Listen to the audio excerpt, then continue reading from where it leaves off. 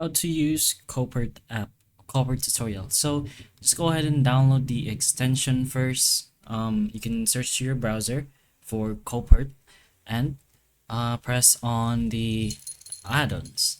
So this is an extension for saving coupons and whatnot. So once you enter the downloading website, you will be led over here to the Edge add-ons, and depending on what browser you're using, of course. So just go ahead and press on the get option. So once you press on get, press on add extension, and as you can see over here, it's gonna go ahead and load, and the extension should be pretty much active in your browser. You can also go ahead and sign up first. Now you could go ahead and take a look at the features inside Coupert itself, like the earn rewards section, the cashback, product hubs, and basically how much you've saved.